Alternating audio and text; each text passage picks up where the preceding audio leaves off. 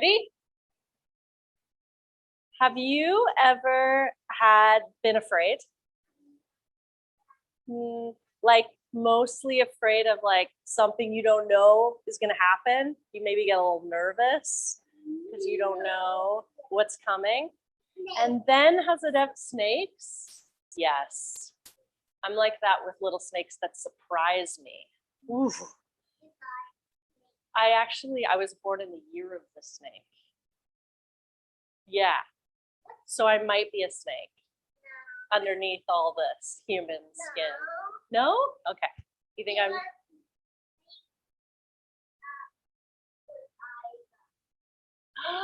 my husband's a tiger.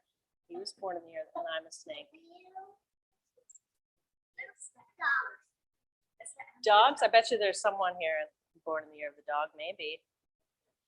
And then when you were afraid of that thing, did you ever have it happen and then it wasn't scary at all?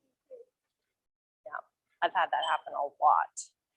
So when my kids were very little, I have two little kids who are now much bigger than me, but when they were very little, they wanted me to tell them a story at bedtime.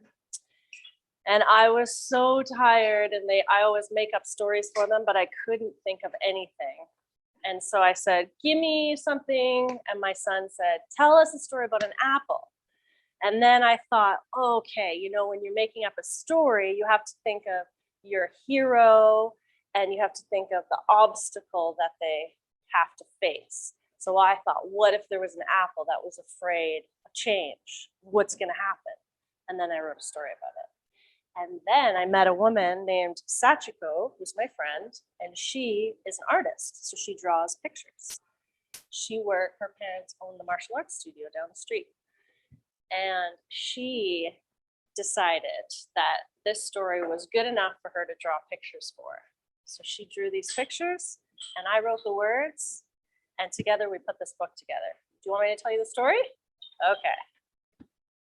This is called Bob the Apple. Why did I pick that name? I don't know. Why not? And I wrote, that's right. It's exactly correct.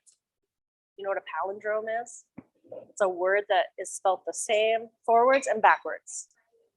Your name is like that. Hannah, if it has an H at the end, is like that. Do you know any Hannahs with H's at the end? Yes. All right. And you see this little bee? This bee follows us through the whole story. You can see if you can find them on every page. Bob was an apple. He lived on a branch of a large tree in a small grove behind a small little house.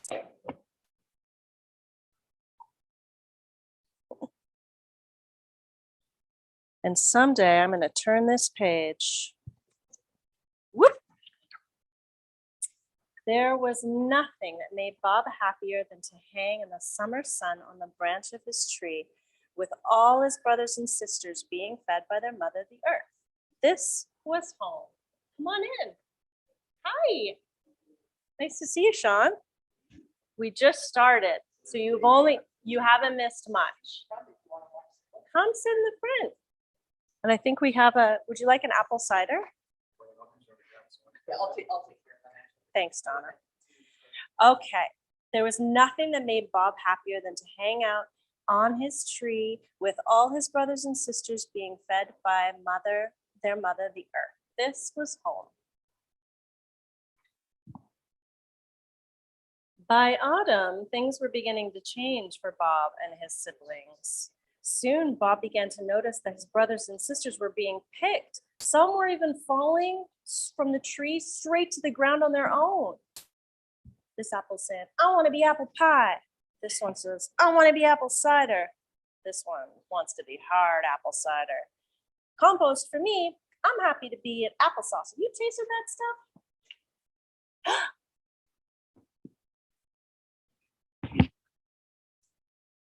And there's someone came and picked an apple. My friend Sachiko drew that. She thought that was her mom when her mom was a little girl. This made Bob feel very uncomfortable, all these apples falling. Would he have to leave the tree too? Would he be the only apple left? What was going to happen to him? Bob asked his father, "Papa, do you think that I could stay with you forever?" His father smiled a kind smile, the way trees do, and Bob continued, "I could keep you company in the winter, and in the springtime I could help with the new buds. I could teach them how to be apples." His father held him close in that special tree kind of way. "Bob, why do you want to stay with me forever? Forever is a long time." "I'm scared, Papa," said Bob. "What are you scared of?" his father asked kindly. "I'm scared of growing up," Bob replied. The old tree took a deep breath. "Bob, do you know that once I was an apple?" "You were? What happened? How did you become such a great and enormous tree?" Bob exclaimed. His father replied, "When the time was right, I was picked and most of me was eaten. The core that was left held my seeds.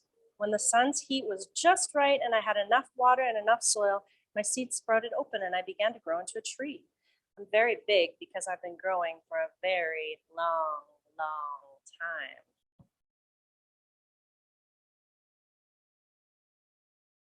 Bob was amazed by this news. "You mean I'll grow into a tree someday?" "Not every seed will become a tree. Seeds can become many things," his father replied. "But unless the seed is exposed, it has no chance. So you see, Bob, there's no reason to be afraid. You can trust in Mother Nature." One warm and sunny September morning, a robin landed on the tree, and Bob asked the robin, "Robin, what do you want to be when you grow up?" "I'm it. I'm a robin, and I'm the best robin I know." "But aren't you worried about tomorrow, about the winter coming?" asked Bob. "No, why worry about tomorrow when a beautiful day is here now? You're an apple. Enjoy being an apple. Someday you'll be something else. It's like my grandmother always says, you can't make a robin without breaking an egg." It's not always easy to change your mind, but after some time, Bob didn't feel afraid anymore. "Papa, it's okay if you want to let me go when the time is right," he said calmly. His father smiled. "It's not me who lets go of you, Bob. It's you who lets go of me." Let's see what happens. Enlightened Bob. Who's that be? I'll tell you a secret about these kids. These are my kids.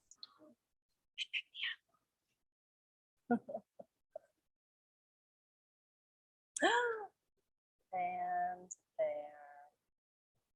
And on this last page is my Granny Jean's apple crisp recipe. So if you have apples at home, you can make it, and it's very delicious. And that, my friends, is the end.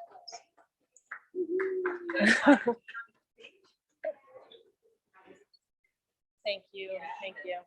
So what do you think? You got any questions, comments, concerns, queries, compliments? I don't take complaints. I'm just kidding. Yeah. Oh, yes. Thank you. Wow. Thank you. Yes, when Sachiko first sent me the apple picture, I almost started crying. I was like, oh. It's very fun. So I encourage you to go home and write some stories. To write whatever story you want about whatever you want. You could write a story about this little hat, for example, and I bet you it would be a really good one.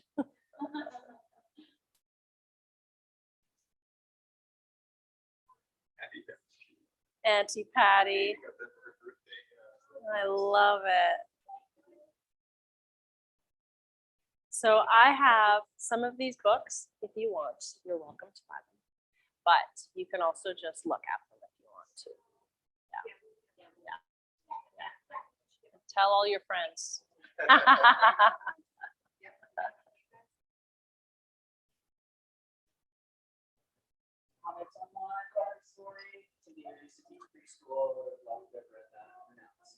Oh, I have a lot of teachers actually that read it at the end of school, the last day of school or the first day of school, because it's like, you know. Do you want me to sign this page? posture. Okay. Let me be inspired here.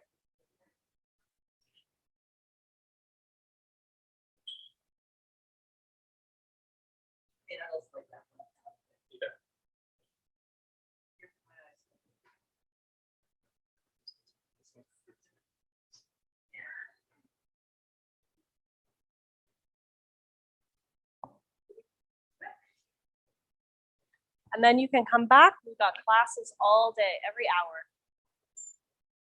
So maybe you take it because you guys might not want to stay all day. Or maybe you will. I don't know. And I have apples. If you want to have an apple, I have some apples. All right, awesome. And I'll bring my little pen if you want me to sign it. I can sign it for you. Thank you, Sean.